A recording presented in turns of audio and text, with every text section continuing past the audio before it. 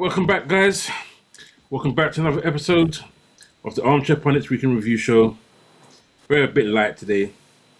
We've got some people who are away for work. We've got some people who ran a marathon yesterday. So, congratulations to them. But it means they aren't here to back their team after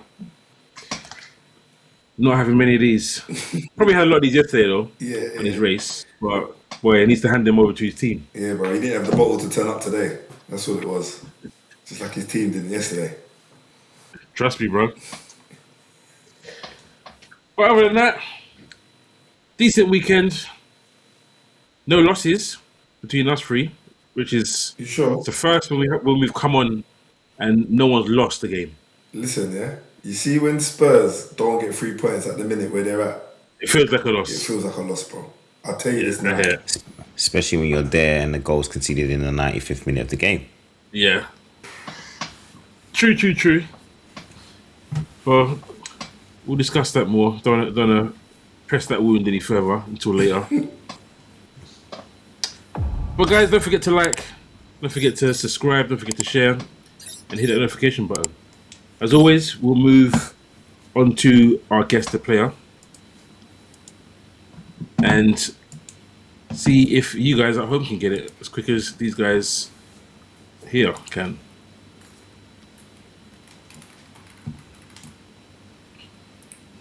So I'll run through the clubs. So he started his time at Excelsior, then moved to Feyenoord, then went to Coventry, Aston Villa, Middlesbrough, Hull City, then went to Zante, which is the icon that you can't really see.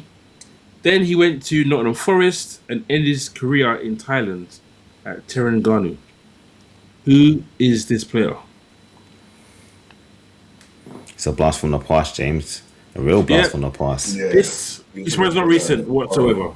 Yeah, I know. The who little he is. clue, he did retire in 2013-2014 season abroad in Thailand.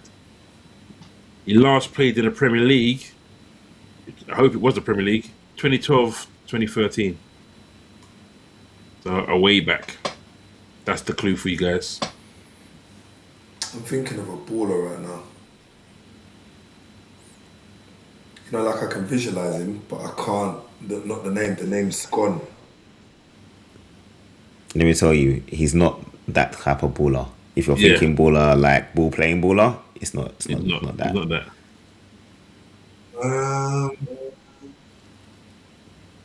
No. What's that? ADS? What was that? ADS, you might as well forget it because you wouldn't have known anyway. I don't even know that team. It's I don't called even know Zante. that team. They're called Zante. Okay. And he, okay. retired when? Sorry, James, to ask you again. He retired in 2013 in Thailand. 18 years ago. He is, he's Dutch, but he hasn't got a Dutch name. That's a clue He's got for you. I'm gonna. We can help him out a bit more. You can say it. He's got a Ghanaian surname, bro. But he's Dutch. Nah. Oh, what? Boateng. Yeah, Yes, bro. there you go. George Yeah. Boateng. Yeah, Boateng. Yeah, of course. George Boateng. I wasn't even thinking about him anyway, to be honest. It was someone else. Once you said someone else baller, I was over like, no, you're not in the ballpark. Yeah, you're on bro. the wrong path. it. Yeah. He was stiff. He's but a no DM ball. boy. Yeah, for real. A good one though. Good DM. Okay, so we will move on swiftly because, boy, this week there's been some movement. There was some movement on the prediction table. What? Bevan moved off the bottom. No chance. Boy, he would need to get every question right for the next couple of weeks, so that happened. Yeah, definitely. But as you can see, this was last week. It wasn't a great week, game week 32. But game week 33, Whoa, some points are floating. Go on, James. Bro, man got 0. You know? Hey, do James. you know what saved me, yeah? Do you know what saved me? Remember I was saying, Man City Arsenal 3-1, 2-1, 2-1, 2-3-1. Yeah, to be fair, 2-1. to be honest, you've 2-1 done saved that me. too many times. I feel like that should No, be avoided you as can well. do it in that split second. You can do it in that split second. You can't wait and then someone starts talking, then change it. Alright. You make the rules, So though. No one said no one said we take the first answer. So that saved me. Right, you got left that gap bro. as well. Damn. Yeah, I got boy. to pull off a miracle in the last few weeks. It takes 1 week. Look, 1 game week, and I'm 8 points ahead of you. That's Yeah, mad. mad. 0, 0. Aye. Yeah. Losing I at think you know Tottenham. you were down, bro. You were downhearted even when you were recording. You Yeah, you were flat that day. This guy doesn't want to record this right now. Yeah. Nah, bruv. I haven't wanted to You talk about football. predicted Everton to Everyone beat keeps Liverpool. asking every week, huh? You predicted Everton to beat Liverpool. Like, I thought it was her first home game at their new stadium. I thought, thought there was something there. Clearly not. but so did Lamont, to be fair. So, well.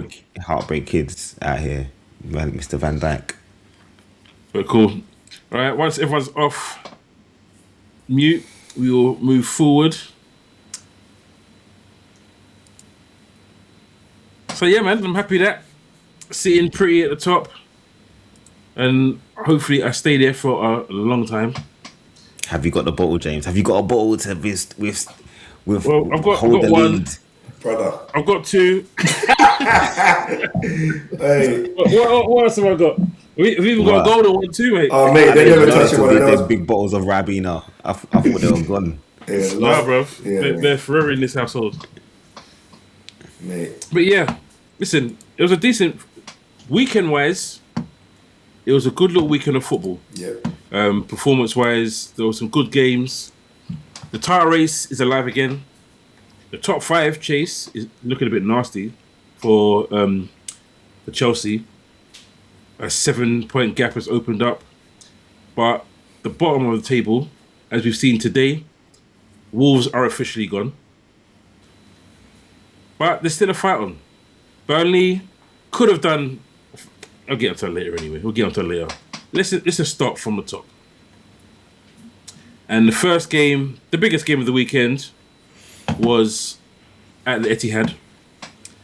The title race tremor, City versus Arsenal, and Arsenal blinked. So we don't have an Arsenal guy here. So let's just go to the bigger hater in here. So we'll start with you, Lamont. So yeah, like James touched on earlier, we are missing one of our key guys for Arsenal, conveniently. But in honesty, he completed the Manchester Marathon yesterday. It's his first attempt. So well done, Bevan. Well done. But similar to your team, you didn't have the bottle to turn up today, and they didn't have the bottle to turn up yesterday. So we're just going to have to let it rip. Unfortunately. Some might argue that they did actually turn up, which is more than they can say for some of the other games they played in recent times. They probably performed better yesterday than they did in the last 4 weeks. That's fair. Yeah, I think eventually they got into the game. I feel like the first 10 or 15 minutes, they were probably playing the occasion rather than just playing their normal ball, which they have been throughout, the season, getting them to this point. City had a couple of close calls. They could have easily been 1 or 2-0 down before they even blinked an eye. The post saved them. I think they made a crucial block. So, yeah. The game was probably one of the better games that I have seen this season. I'll give the City versus Arsenal game that. But, bro, Shirky. Oh, this guy, bro. He is chocolate mousse when he's on the pitch, bro. He don't care who he's playing against. For him, he's in the cages in the ends. He's playing with the man them. He's playing with a smile on his face. And when you see people like that on the pitch, you got to be afraid. You got to be afraid because you don't know what they're going to do next. Yeah, I mean, it's just the way he took advantage of the situation where he had a chance to run at the defence. There was 4 players around him and he didn't care. He's like, once I go in the box, I dare you to try and tackle me. And the way he just feints, cuts inside, and then uses his right foot, man. He doesn't discriminate, right foot, left foot, it doesn't matter. But it was the composure to finish in that manner through the defender's legs, and the keeper's got no chance. It was just such a good goal, and we're glad to be able to see players like him in the Premier League, because there's been a lot of talk about how teams are very regimented in the way that they play, and there's not as much creativity and natural sort of ability and flair. And we've definitely got one in Turkey. So definitely one of the better performances from him this season as well. But yeah, I mean, Arsenal, they played a lot more, a lot more high pressure than I expected them to. I thought they were gonna try and just be solid and make City go and try and beat them, but they made it an open game. And City do invite you to make it an open game. That plays into City's hands a little bit, because they're a little bit more. They like to take more risks, and I think Arsenal are not used to that. So it did play into City's hands a little bit that Arsenal did come out to play, but ultimately you just felt City just had enough experience, especially with Bernardo and Rodri, and then I think Haaland just been in that battle with Gabriel. He just relished it, and we've seen times where he's come up against tough defenders and he hasn't really shone. But that was a game where that he was like, I'm ready for this battle, I'm ready to fight. He knew what it was going to be. And to be fair to the both of them, part of that battle, which we don't see many battles like that anymore, it did make for the entertainment part. And Gabriel will obviously count himself a little bit lucky not to get sent off. Yeah, but definitely. All in all, amongst other things, we know that the referees bottled it a little bit there, because he doesn't want to be the reason why Arsenal have lost the game. So he's just bought both players and taken the easy way out, really. As Ricky says, do your job. But I get it. Like, we've seen players get sent off for less. And I think Haaland not going down saved Gabriel a little bit. Yeah. But gotta give Haaland credit, man. He's fought his way throughout the game and ended up getting the winning goal, and that's exactly why City have him and rely on him to get their goals. Yep, Another shout out before on. I move on, James. Nico O'Reilly, man, this guy, honestly, he's a Rolls Royce. He's a midfielder playing left back, and we've seen it we've seen other players have to do or have to put in a similar role. And if you look at Mateus Nunes was a centre midfielder, and at right back, he looks okay, but when you see O'Reilly at left back, it's almost like it's a cheat code, really, because he's 6'2", 6'3", so he's not going to be easily beaten in the back post. He's a threat going forward. He's a threat on set pieces, especially at the back post, and we've seen that in the League Cup final in other games for City this season. So he's definitely on course to be Young Player of the Year or Young Player of the Season for me. Does Chucky get a shout for Young Player? Or has he Yeah, not done fresh enough? For sure, I just feel like O'Reilly's been probably more consistent over a longer period of time. I think with Turkey, he's definitely a nominee for sure. And performances like you saw on Sunday is why we want to watch players like him all the time. But I think O'Reilly would be my first choice, if I'm being honest. Yeah. Listen, I give Arsenal credit, because a lot of people thought they were gonna go there and crumble.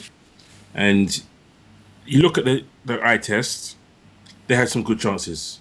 Havertz was key to missing so many chances. He could have got a draw. He could have scored a couple of goals. You look at the XG, they actually had high XG, 1.62 to City's 1.36.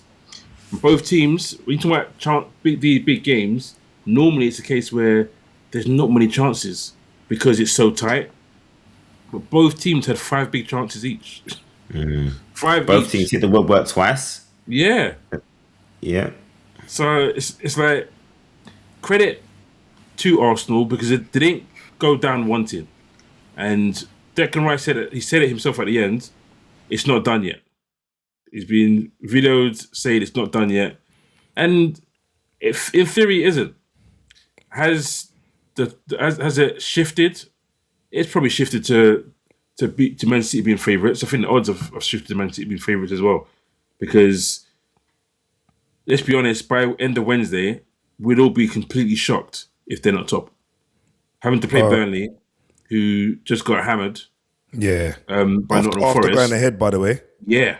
Burnley went ahead and then they just capitulated. The one worry they may have is that the upturn of Rodri's form has helped Man City's form. And he went off injured with potential groin injury. If that's something's going to keep him out for the rest of the season, it shouldn't, but it could be an issue because of the leadership that Rodri brings in midfield. Nico Gonzalez is good, but he's not Rodri. He's not, but arguably he was coming into good form before he got injured, and then there was that little period where Rodri was coming back. City, he wasn't quite the same yet, and then we've now seen Rodri on form. But if Gonzalez can come in and replicate the form that he showed once he had that settled period, you never know. Yeah, you're right. I mean, bruv, to be honest, you guys are being too nice. I don't think Arsenal were in this game at all, to be honest. They had one shot from Eze that hit the post. Odegaard was picking up the ball and all he was trying to do is run back to his own goal with the ball, going sideways, or going backwards. Eze, he didn't really, other than the shot, I don't really remember nothing coming from him. The only person that I could really see, in my opinion, that was really battling was Gabriel, and that's because him and Haaland was going at it from minute one. But he tried to take his shirt before 90 minutes. Who does that in the common game? Right now, I'm sure he's under top. Nobody's shirt. He's under top. He tried to take his undergarments. Exactly. And really and truly, with watching that game in its entirety, it looked like a proper old-fashioned derby game. Like this, that is what, like how physical it was, how the referee was really allowing things to, do you know what I'm saying, Leo? How the referee was allowing things to go. The closest thing I saw to that this weekend was probably the Liverpool-Everton game, but we'll touch on that a little bit later on. But yeah, like it was a real good game for the neutrals. If it wasn't for the mistake from Donnarumma when he decided that he wanted to receive the ball on his weaker foot and take an age, which he does often, flip the ball to his winger, bruh. Yeah, I don't know if I believe Arsenal would have scored in that first half because they did not look ready for me. When they got that goal from a Man City mistake, I feel like they kind of sensed blood. But it's probably the kind of blood that you get from one of them clown shops because that weren't real. It weren't real, bro. Lamont, to say that the second half Arsenal were in the game and they had arguably the best chances of the game, especially Havertz. Havertz had two Gilles chances. Obviously, Haaland hit the post. Double save, really should have. With the double save you're talking about, not the double save. Yeah. Well, yeah, it was a double save. It was a double save. Yeah, it was a double save. But that came from a Man City mistake. Gahey tried to take the ball from midfield. He tried to bring pressure as well, though. It came from pressure. No, not really. I feel it came from Gahey's mistake. It wasn't pressure because Gahey beat his first man, but his second touch took it too far. Then he dived into the challenge, took the player out. The referee played advantage, and then it was 3 against 4. 4 against 2, I think, with someone running back. And then that's how they got their double chance, which really and truly, they should have done better. But even Havertz, that last minute header, Havertz has to score. Let's be real, bro. That was on the plate. He has to score that. Yeah, he has to. He has to score that. With everything on the line, and he wasn't even pressured at that point. No. He has to bury that. So, that's it. I won't be too... If you're saying we're being too soft, I think you're rightly, obviously, you're an op to them. Rightly, you're being harsh on them because that's how it should be, innit? But, I don't know. It was a good game. And it's made it very interesting because now we don't know. We don't know when Crystal Palace are playing. Anything can happen. Yeah, we don't know when Crystal Palace are going to have their game against Man City. And over the years, they have been a bit of a bogey team for Man City. And listen, hopefully it's not this, because what we do know is last game of the season is Arsenal versus Crystal Palace. And if Crystal Palace get to the Conference League final, that game is done and dusted before kickoff. Because there's no way they're going to lift a leg celebration with 3 games before a final. Nah, it's not happening. That's not happening. So, but anyway, listen, good game. Unlucky Arsenal. Well done, City. It's going down to the wire, and we'll see who gets the W. So we'll move on. I was going to do Liverpool first when I was doing my little running order, but I thought, come on. Do you know what, James? You're probably not wrong to do Liverpool first. Do you know why I say that? It's because that was the next best game that I saw this weekend, Jay. To be honest, Everton versus Liverpool. That was an old school derby. I say Merseyside. I know you know what I mean. But Merseyside derby. Oh yeah, full of kind of life. It had not loads of controversy. Some controversy, you know, with like maybe a penalty, not a penalty, and it was a battle, bro. Like honestly. Okay, well, the title for that one is 100th minute dagger. Liverpool break Everton hearts once again. So, listen, I think I put it in a group. Liverpool weren't even like second. They were fourth best for a good 20, 25 minutes, maybe even half an hour in that game. And it was frustrating because Everton came in and they were like, you know what, this is our home ground. And I think even my man said we made this city in Dai. Yeah. Man said we made this city. Bro, I don't know what you're doing there, but anyway, they put it on us. They put it on the team, and Wirtz was wilting. He was trying his jinx. Yeah, cool. He'll get a nutmeg. He'll get through. But in these kind of games, you can do that one nutmeg. That second person is taking you out. Mm-hmm. And he had those chances where he looked pretty, but he wasn't physical enough. He wasn't powerful enough. He wasn't forceful enough. And it was disappointment from him, mainly because that was the spark. Isak, you can't, I don't know. He's not ready yet. For 4 months. He's half-baked right now. He's still rusty. And if things were normal, if unfortunately for Ekitike, who's out until January, he would be on the bench and he'd be coming on later in the second half and getting his minutes that way. But we need a centre forward. So he's getting his minutes early and he's getting hardly no touches or hardly any touches, sorry, because he's just not ready to be starting these kind of games. Not a derby like this. First 45 minutes, I think he might have had the one touch of the ball, and I don't even know. It was 3 touches. Was it? Proper touches. There was a dribble that he did where he had touches because he dribbled. Yeah. But in terms of individual sequences, there wasn't much. That's not always his fault, though. No. Because there was so much of the play being broken down by Everton being physical and us not being able to cope with it. Listen, I was fuming. I typed it in a group. When that goal went in, I was like, which one? Cool, the one that was disallowed? The disallowed goal. I was like, okay, cool. The win is gone. Because we've won one game this season in the Premier League where we've conceded first. We haven't been able to come back other than one game. So when they scored, I was like, listen, forget it. We're not winning this game. The best we can get is a draw. And while I was still moaning, Liverpool scored. I was like, well, okay, fair enough. Because I even said we had to score first in this game to have stand any chance. And it was a good goal. Gakpo, finally, he didn't put his head down and then try and run to a spot. James. But the pass is fantastic. If you're going to cut in and you're going to do something, it needs to look like that, Gakpo. So, I said to James in the group, they've been waiting a while for that. Liverpool been waiting a while because he was doing that at PSV. Yes. Not just cutting in and shooting. So I don't understand where the Gakpo went. But that ball is what they are expecting to see more regularly because it was quality. And that's the kind of ball Salah feeds off, man. One touch finish is beautiful. Beautiful. Unfortunately, he went back to square one after, though. I know. I came back afterwards. Job done. I done my 1 assist for the season. Listen, we needed to fight. Go on, Leon.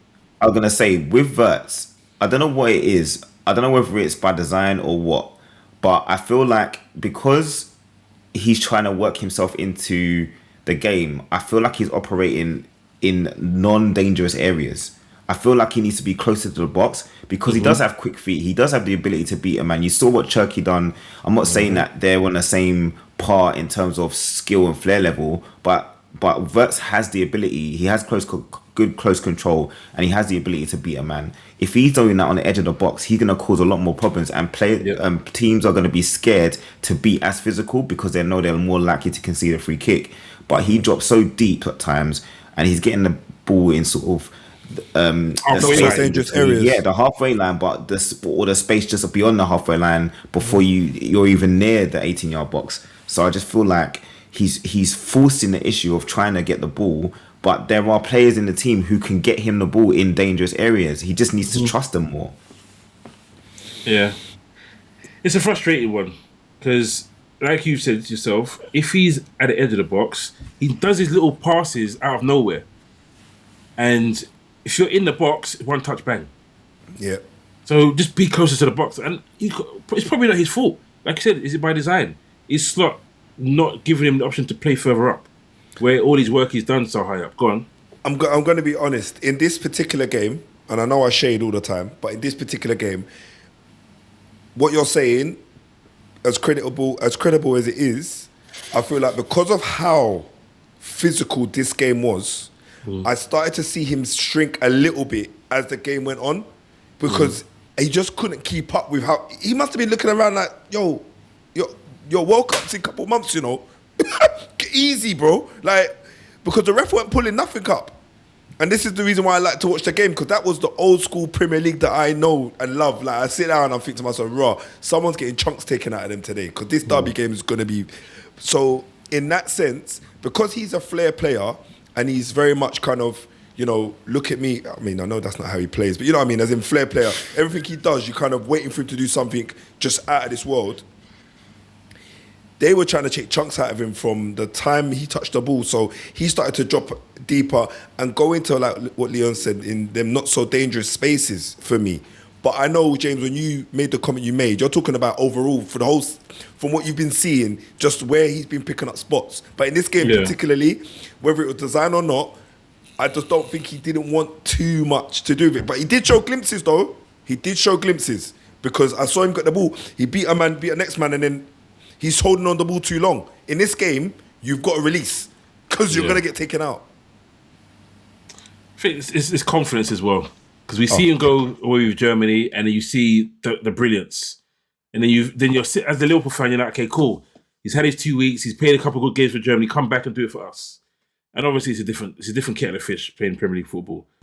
But Yeah, you don't have to. Second half, Man like Tarkovsky and Braithwaite just... yeah, bro.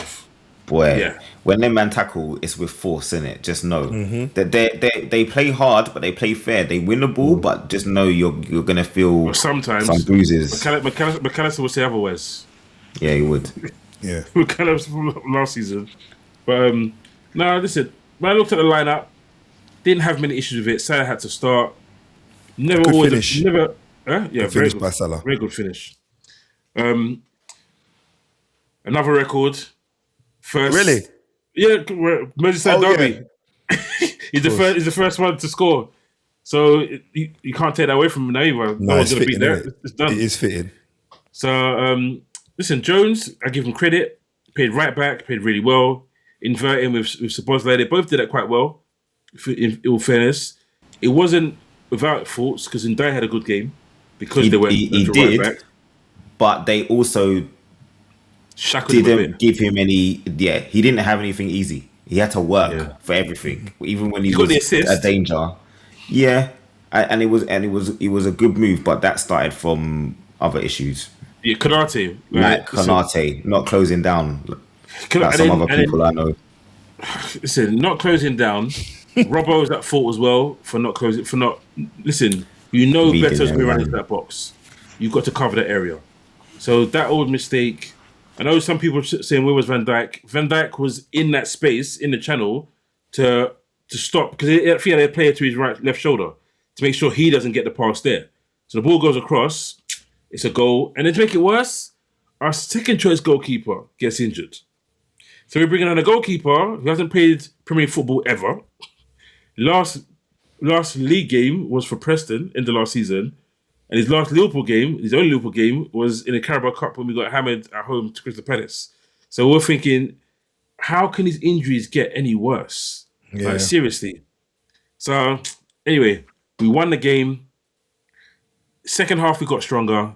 And who else? If it wasn't Salah, it had to be Van Dijk. Well, actually, it would have been good if it was Isaac, but it wasn't. But it had to be Van Dijk. Because people are questioning his captaincy, questioning his leadership. And his first game for Liverpool was a similar header against Everton in the Cup. And this game was fitting to put a seal on it at their stadium. And it'll always be known that they lost their first Merseyside derby to our two legends, living legends. So, on that win, and you're walking away with a smile on your face, but now you've got two keepers that are on the injury list. Is the second one as bad as what we thought, or is it he's going to be back next week? It's a big gash, so it depends how bad the gash is. Fair enough. But it was bad enough for him to go to hospital. It was brave, though. It was brave for him to even try and get in there, bro, to be fair. But, So, since our third choice goalkeeper, let's be honest, he was playing championship. So he's not... He was English, innit? So he was the third choice goalkeeper that has your homegrown slot taken. He made a couple good saves, though. He's not trash because, let's get it right, he wasn't a sub goalkeeper for Preston. He was their first choice goalkeeper. So we bought Preston's first choice goalkeeper to make our third choice goalkeeper. Yeah. So you're not buying just someone that's not used to football. So he should do okay.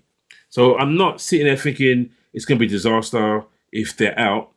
I've got a little bit of hope that he can handle it, but it's still your third choice goalkeeper, isn't it? Apparently, and we've got Crystal Palace, then you, then Chelsea, then Villa. How can we have Man United, Chelsea, Villa, the three teams we're fighting for Champions League? And you've got your third place keeper. Three for the next 4 games. We need to just draw those. Even if we draw those games, I think we're fine. The 7-point gap.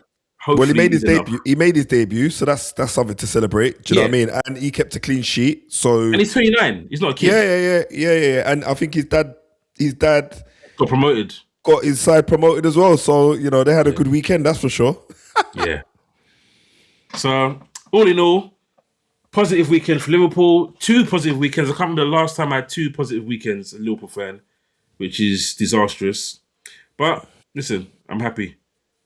On Saturday night, I wasn't sure what I wanted. Did I want a Man United win? Did I want a draw? I didn't want a Chelsea win, certainly. But I think after the game, I thought, you know what? Okay, Man United won it. Now we have to win. So how did you feel? So for that one, what was it? Smash and grab at the bridge, and then you silence Chelsea as the crisis looms. Listen, Chelsea have lost their last 4 games without conceding a goal. And the pressure is on him, but they're saying it's not. But the pressure must be on you. The pressure's on him. I think that Bournemouth manager is probably going to step in.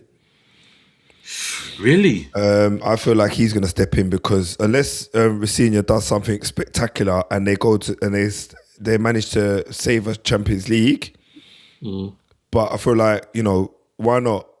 He was on a lower budget at Bournemouth and they've already got is it Marco something signing on? Royce, Marco Rose. He's already signed a deal for next season. So unless Armchair is looking at Real Madrid, because obviously we all know when Real Madrid don't make Champions League final and they're not winning La Liga. That'd be risky though. Areola at Real Madrid, that'd be risky. I'm thinking more, to be honest, Bilbao. He's a Basque native and their manager's leaving as well. Fair enough. So there's options. But there's options. Listen. Yeah, there is. There's options. I will take him. There. Yeah. But I don't know. Well, instead of Slot? I mean... Yeah, but I think my reservation is that he's never done European football. He's never done the weekend, midweek. Okay. And do we really want to gift someone that are a great club? Yeah. It's another apprenticeship, basically. Yeah. But I feel like anywhere he goes now, it's going to be a little bit of a change for him. I think the next thing he wants is Champions League or Europe. He's going to want that. But obviously, just going back to the Chelsea scenario, he's under fire, bro. He's under fire. The results are not coming in for him. Can I say they outplayed us? Or do I say that they just had the ball? Yeah, so they were the better team. They were the better team, but they just weren't clinical. They looked more dangerous, whilst Esteval was on the pitch, As soon as he went off, I feel like United got a little bit, and that was 15 minutes. United got into the game a little bit more. We had an early chance with Cunha on a counter-attack. He decided to take a touch, and the second touch was a tackle. You and I was talking about it. You said, like, mate, the first touch was a tackle. I said the second touch was a tackle. But either which way, it was horrible control. Even that was a good opportunity. I think, realistically for me, the way he took the second goal, the way he took the first goal was how he should have took the first chance. Just hit it. Because you're in the space already, you're in the dangerous area, so just put your foot through it, man, and find the goal. There weren't going to be much in it other than that. I mean, they brought on Garnacho. He was on the left-hand side, went to the right-hand side. But the United players were leaving stuff on him. Every tackle, hand in the back, hand in the face. Like, get up. Do you know what I mean? I know he's regretting leaving us, to be fair, but I'm glad he's gone because, honestly, you can't polish a turd. I hope we can say that, but yeah, the guy's horrible, mate. And you were a big fan, bro. Was I? I swear you're trying to put him in team of the year, everything last season. Nah, not me. But Bruno steps up again, bro. Again, this guy is something else. I'm sure he must have had loads of blood tests this season because they're like, bro, what's going on with your numbers, my guy? Like, he's 1-2 away from breaking. Well, from three from breaking it. 3 from breaking it. 2 from leveling the most assists in one Premier League season, and he looks good for it. To be quite honest, he looks good for it. We were lucky not to draw that game because there was a couple of chances. But that boy Heaven in the middle, we had a makeshift back four, and if Chelsea can't do something with that makeshift 2 centre backs, one that hasn't played centre back for us before, and another one is the young buck. If you can't get something out of that, you can't get some change out of that, then you don't deserve to be top 5, mate, in my opinion. But yeah, Heaven's made light work of Delap, made light work of him, and made him look good. They miss Pedro. They miss out Pedro massively. I think if he plays, it's a different game because he's just a better forward. Do they win it? I don't know, but they're a lot more threatening if he's on the pitch because he drops deep, doesn't he? Yeah, he does everything. He drops deep. He makes late runs. He battles. Do you know who he reminds me of? You gone? Havertz for Arsenal. Do you know what I mean? As in, he likes to drop into the 10 or the false 9, but he's also got an eye for goal. Whereas Gyökeres and Delap are very similar. Whereas they want to go beyond. The first and second touch ain't great, but you know, Gyökeres is probably better quality than Delap. I say probably he is better quality than Delap. He is. But they play the same kind of football where they just want to stay between the 2 centre backs and they might wait a couple of channel runs and that's about it. But outside of that, Abumo, he's come off holding a little bit of an injury, so I'm trying to get an update on that to see what that looks like. I haven't seen anything that says whether or not he's going to be out for the next game. But if we just don't lose any games between now and the end of the season, I'll be happy. I couldn't care less if it's a draw or not. As long as we don't lose, that means we're in Champions League. Yeah, and then there's a problem for everyone. I think you've got it. Only game you'll lose is when we come there. Salah needs to keep up his normal ritual. But listen, you look at Chelsea, like I said, I didn't even look at the stats properly until just now. They had 21 shots and nearly 60% possession and had 40 touches in your box, bro. Brother. 40 touches and hit the woodwork 3 times. Yep. Listen, 10-point gap between you guys. It's a 10-point gap between 5th. You're not dropping those points, bro.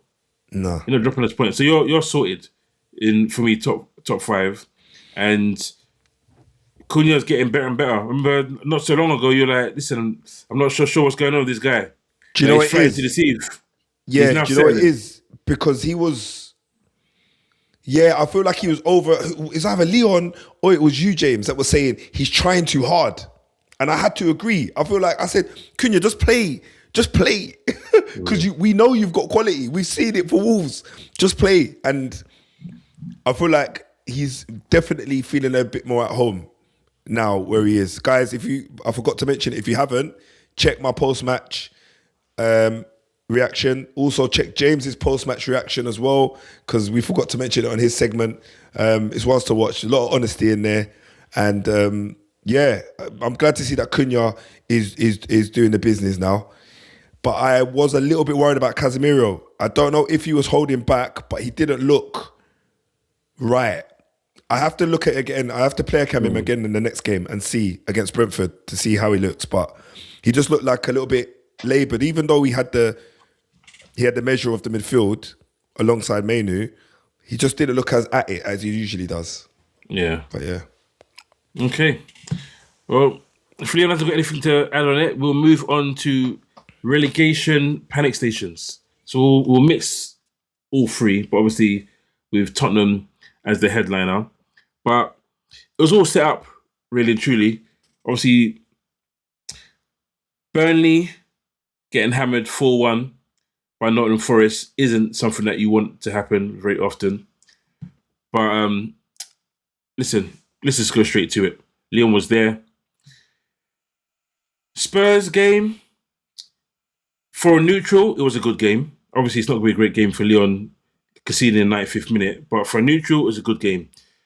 I said it from before, I can see an improvement in the first game under De Zerbi, and I saw further improvement in this game as well. I think it's, obviously you didn't win, but it's probably one of your best home performances of the season. And it was unfortunate, for being completely honest. There was a bit of laziness, and it can't even be called a tiredness, because for you to come on as a left back or left wing back, wherever he was playing, and to not track back. I'm talking about Jed Spence. You're walking. Why are you walking? There's literally no time left. You haven't won a game this year. You sprint back to the box, get in your position, and let the guys in midfield cover your position, go back to where you need to be to stop a goal. And he's just there, casual. And I know Leon was probably punching his fist saying, "You idiot." Because it just ruined everything. Like a fighting performance from Spurs. And it's just a moment of a lapse moment. Man, frustrating for me. So I'll let Leon continue. Bro, there isn't really much I can say. And it wasn't just him. We've had a problem in the last 3 years. I mean, to be honest with you, with Tottenham, we've had problems with defence ever since we lost. Well, ever since we lost Poch, our defensive record has continuously got worse, and you can see why the likes of Mourinho and Conte get frustrated, because it's simple things like paying attention, tracking runners, closing down people on the edge of the box, closing down people on crosses. Brighton has scored from two crosses. Both goals have come from crosses. The first one, we don't close. We don't close down the fullback who gets to swing the ball across. The amount of times Minte was free as a bird on the right hand side is unbelievable, considering how dangerous he is. And there's a few good crosses that he played in because he had so much time, and we weren't closing them down. Then from the goal, which Matoma, his finish is beautiful. It's a great volley. But, however, please tell me how he is able to get a volley like that at the far post. Again, lacks defending. If the ball's managed to get to Matoma's foot, then the fullback's positioning is poor. Because in my eye, if it's gone over his head and Matoma's had to head the ball across or head the ball on goal, fair enough. Sometimes that can be misjudged. But it lands at his foot, which means that you haven't been paying attention to the situation or reading the flight of the ball, because the ball lands at Matoma's foot. It's a great volley, but it lands at his foot. So that tells me you haven't done your job. Go on. So, Leon, just on that, when I looked at it, it was Porro, and Porro had two opportunities to check his shoulders. He didn't even look. No, he doesn't. Bro, the second goal, it starts with Porro, bro. When I think there was an overlap where Porro doesn't even turn around. The ball gets played in behind him. He doesn't even turn around. So Paulinho has to then come out of midfield to cover him because he doesn't track back. He doesn't even look. The cross it gets played in. Obviously, Danso, he should have cleared his lines. It was the difficult one because maybe he was worried about not getting a good connection because of the speed of the cross. But you can't allow yourself to get out muscled like that. Like, fair play to Van Hecker. He reads it and gets his body in a way and manages to get the ball across, and he does quite well. But as a defender, first get that ball out of there. Get the ball out. We're in 5 minutes of injury time. What are you doing? Get the ball out. It's going out the stadium. Do whatever you need to do, but don't do that. So, man, it starts with Porro, ends with Danso obviously dwelling on it and getting caught out. And as you said, Jez Spence ain't tracking back. Like, not for the first time. It's just our fullbacks just don't pay attention. And it's all of them. It's not even like it's one we're picking on one. They all do the same thing. And it's just infuriating. And it's the reason why we concede so many goals. If it's not from across, it's edge of the box, not closing people down. But yeah, spirited performance, best performance I've seen at home this season. Like, even the 2 games that we've won, we didn't play as good as we did today, and that's not saying a lot. The bar isn't high. Like, let's be honest, the bar is not high. But you saw something where you like, okay, there is some fighting left in this team. There is something there. De Zerbi is managing to get through to some of these players, and you know, Xavi had a good game. Obviously, it's got a great goal, got the assist. It was a great assist as well. Go on, but that's the cramping issue. No, bro, no, not the cramping issue. You should have been 2-0 up. Oh, that first chance that he missed. All he has to do is square it, and it's an empty net for a tap-in. Squeedy. He's looking for glory. In relegation battles, no time for glory. No time for glory, bro. You gotta play that open goal. Every touch count. Yeah, bro. Open goal. 2-0, and I think he's there waiting. Win that game. I think so. I think when I saw he hit the post, I couldn't believe that he missed it, and he didn't even put a decent connection on the ball. It's like the keeper gave him so much of that corner that he didn't even need to be as intricate with the connection as he was. But as you said, you've got a man there. Why aren't you giving him the ball for a tap-in? But this is the decision making that's caused Tottenham problems all year. When we are getting into those positions in the final third, we're not making the right choice, and that's happened time and time again. And yeah, it's cost us.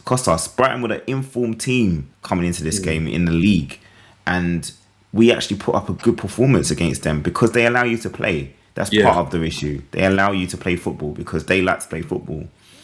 But yeah, man, just disappointing. 5 minutes of 5 of the 8 minutes. Oh man, just be smart, and it's just silly things, man. Can't believe that we're still in this situation. That was a game where I felt like if we managed to hold on, I would have really felt like, you know what, we can go on a run and get ourselves out of this mess.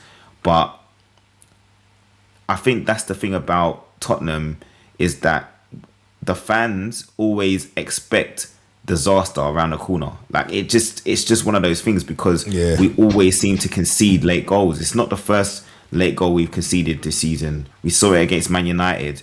We put ourselves 2-1 up, and then literally, I don't know how many minutes into stoppage time, they lit. It's happened so many times this season. So honestly, disappointing. Yes, we're not out of it.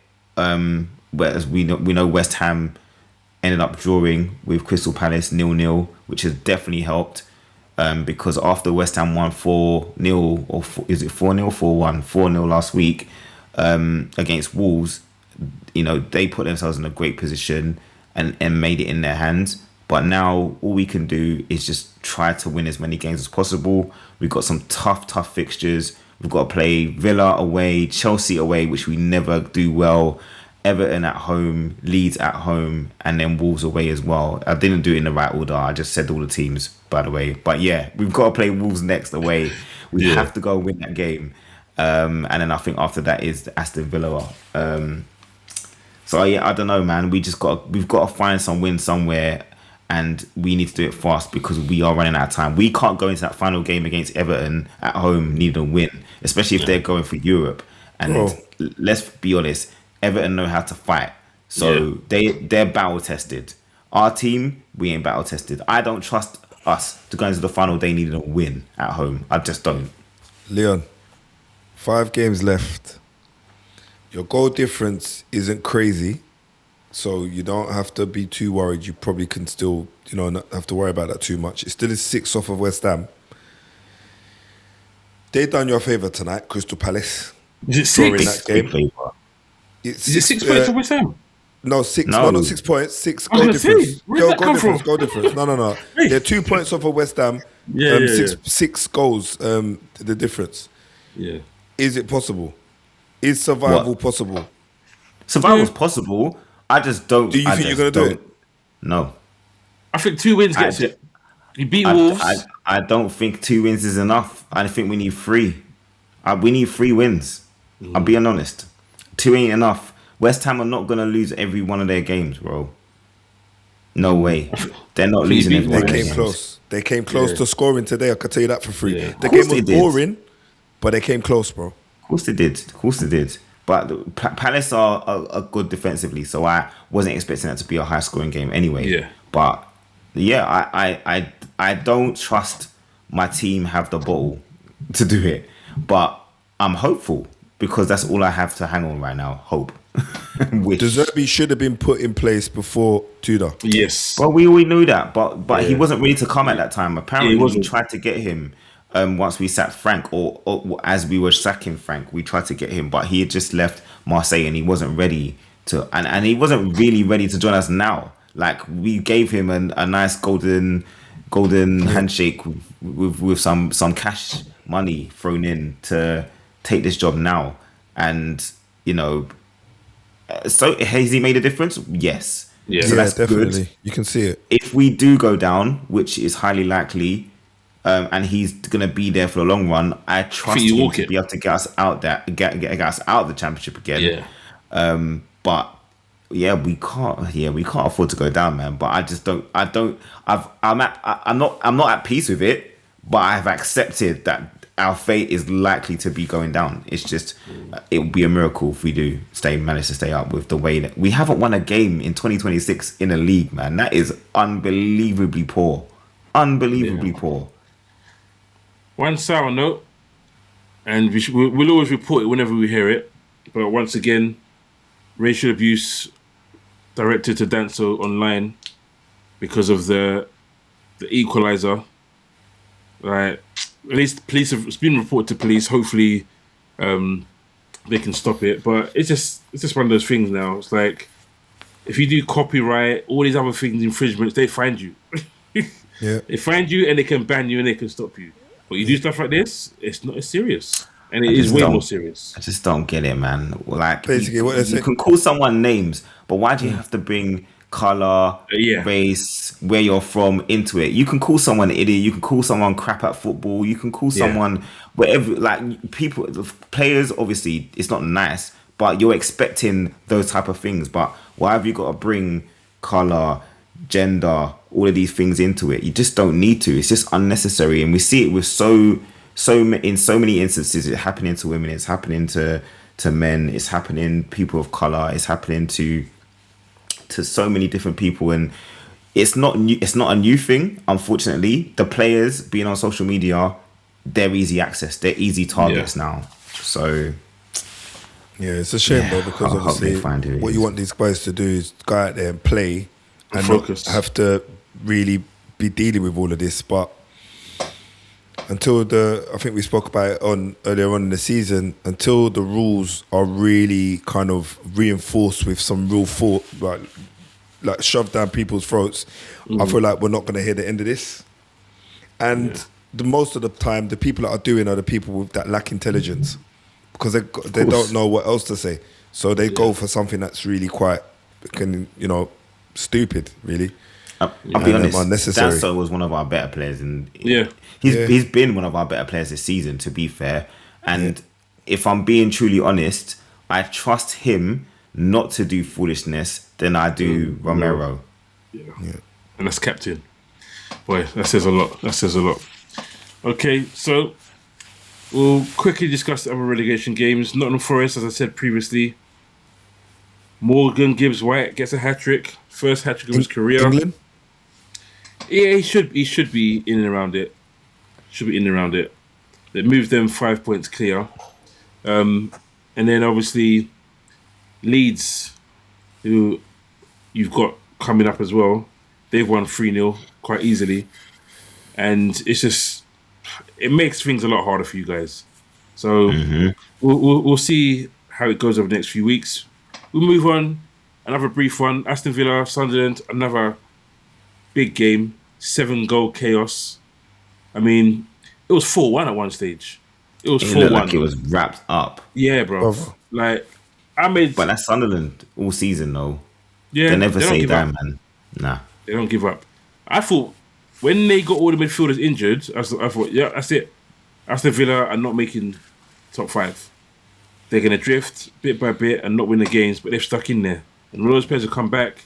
And no one's threw this away, let's be honest. They were 3-0 up. Was it 3-1? They were 3-0 up, isn't it? Yeah, and then 3-3. And then, no, sorry, it was 1-1. No, it was 3-1. They was 3-1 up. Yeah, 3-1, and then they went 3-3, and then they got the winner 4-3. And what do you want? You buy a striker in January, and you want him to make an impact. And Tammy Abraham makes an impact. Listen, before that, stupidity. What's his name? The midfielder was through on goal. And all he has to do is square it to his right. And he tries to chip the goalkeeper. And it was 3-3. I couldn't believe he did that. Like, the square it to your right. I think Siddiqui was there just to tap it into an empty net. It was even worse than what do you call this one? Than Xavi's. Xavi's, oh. Because he really drawn the goalkeeper. Goalkeeper was there like this, with his arms open, square it, empty net.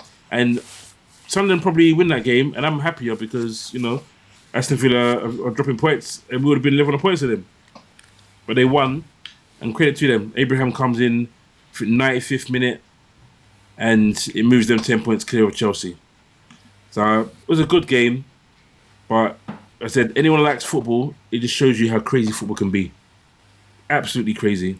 And a good performance. A good game story. So move on to Newcastle.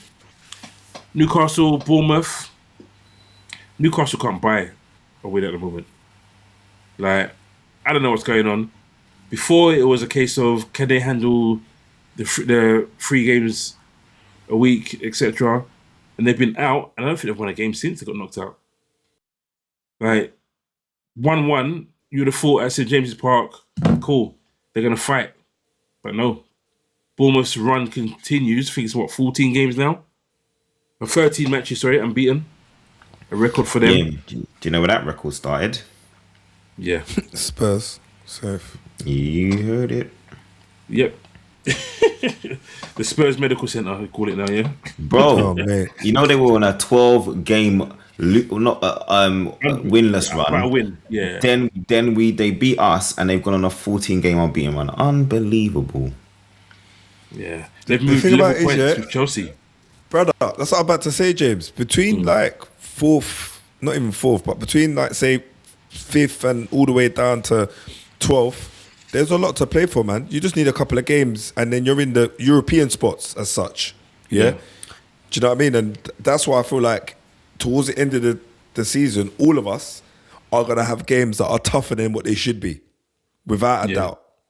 Without a doubt. And obviously I feel for Spurs that's because realistically, there's a lot more to lose a lot more stakes to lose on their side. Mm-hmm. But anyway. And we had an incident where we have to praise VAR. A lot of people say, why is VAR in the game, etc., etc. And this one turned out to be a good call because the goal that obviously didn't mean anything in the end, but William Masuda scores a goal and he gets ruled out for offside.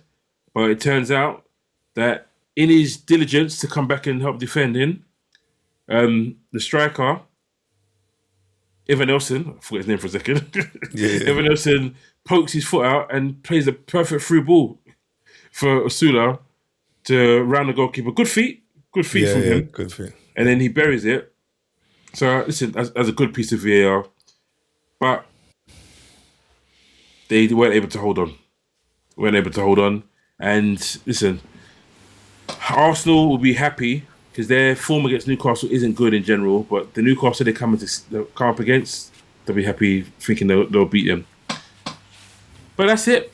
That is our roundup of the game weekend. We'll move on quickly to end the show with our awards and prediction segment. So, the favourite part of the show, player of the week. And listen, it's quite simple for me. You get a hat-trick, your first hat-trick of your career. That's the player of the week for me. So, Morgan Gibbs-White, please stand up. Congratulations, player of the week. Yep. Leon? Yep, to be fair, very difficult for me to look past him because, as you said, first career hat-trick, especially in the Prem. And yeah, it's giving him a cushion to safety, which is not great for us, but great for Forest. Yeah, I think I'm going to echo that, to be fair. Yeah, it was a good performance all round by him as well. Literally dragged the team. Yeah. Imagine, don't want to pour salt in the wounds, but he was supposed to be on Tottenham again this season. Yeah, imagine. And apparently was held hostage. Yes. And I'm sure the owner is happy that he held him hostage now, boy. I'm sure Morgan Gibbs-White is happy that he's held hostage too. Yeah, true that. I'm sure he'd much rather be in this position and they're still in Europe in the semi-finals, so... Oh, Aston Villa's going to be a tough one, though. Yeah, very. But, it's Premier League versus Premier League. Anything can happen, man. Yeah, I hear that. So, we move on to the moment of the week. I'm pretty sure we're all going to have different ones. But for bias reasons, my one is Van Dijk. To score the winning goal, literally 100 minutes in the derby. And we had people actually saying that Liverpool actually going to lose to West Ham. No, to West Ham. Liverpool going to lose to Everton. So yeah, for me, perfect moment. Stoppage time winner from Virgil van Dijk. That is my moment of the week. My moment of the week is Rayan Cherki. Moment of magic in the biggest game of the season so far. Brilliant piece of individual skill and composure to finish and give Man City the lead. Yeah, so that's my... Why did you have to take that from me, Leon? Why did you know that's what I was going to say? You know as Man well. United, innit? Man United won. Nah. That was the moment of the week, bro. When I saw him jink past 4 man and the slotted bottom corner. Of course Shirky's going to get it, man. Shirky deserves it, mate. That was the moment. I got to be honest, there was the Xavi Simmons... that was the second goal for Spurs. That was a bad boy goal. I can't even lie. The celebrations were a bit too premature. Yeah, and then then another one. Sorry, just another one I was going to mention was the header from Morgan Gibbs-White, off balance, going backwards and manages to flick it far post for his hat trick. What a goal! But yeah, Abraham last minute winner as well. There were some moments. There was some moments. But nothing beats Van Dijk's. So we move on to predictions. The bias is unreal. So I can't quite hear you. So I believe I've done my 3. So I think we're moving to you, Lamont. Back to you, sir. So Liverpool versus Crystal Palace.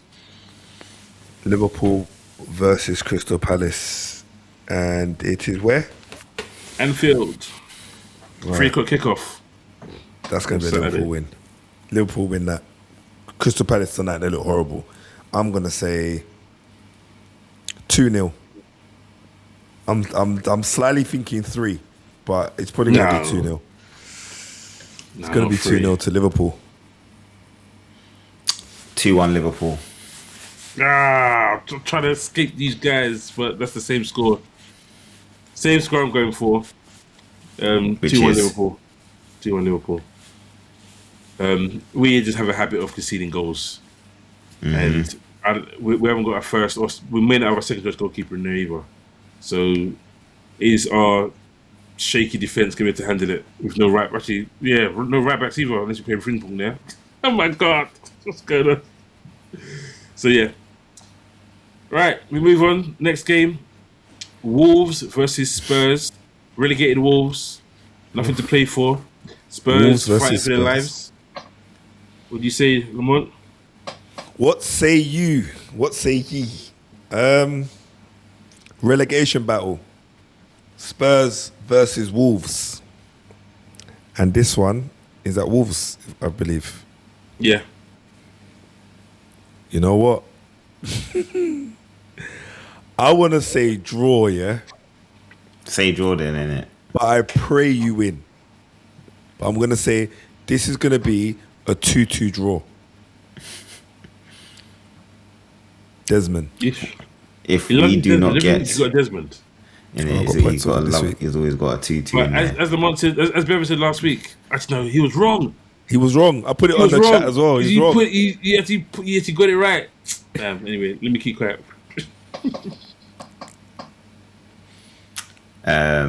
Yeah, we can't afford to lose this game.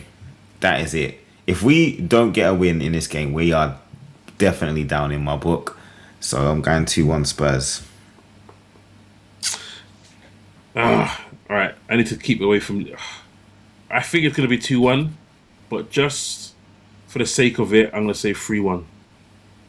To who? 3-1 to Spurs. I think it's going to be 2-1. But, you know, it's competition out here, prediction table. So I'll go 3-1. Right at this point, I hope that comes in because I do not care. Even a 1-0, you don't care, bruv.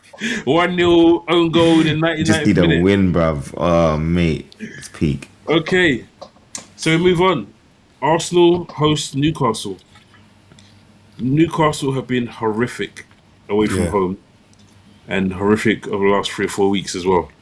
So I think Arsenal's going to bop them, 3-0. Oh, damn you. 4-1. No. 3-1. you're not going to tell me you can't do that now? Because No? I didn't leave a pause. Yeah, Okay. it's a millisecond. Okay, Millisecond. sure. I see it. You wish you guys to stick together, yeah? I see you guys. All right. For me, I'm going to go 2-0 Arsenal.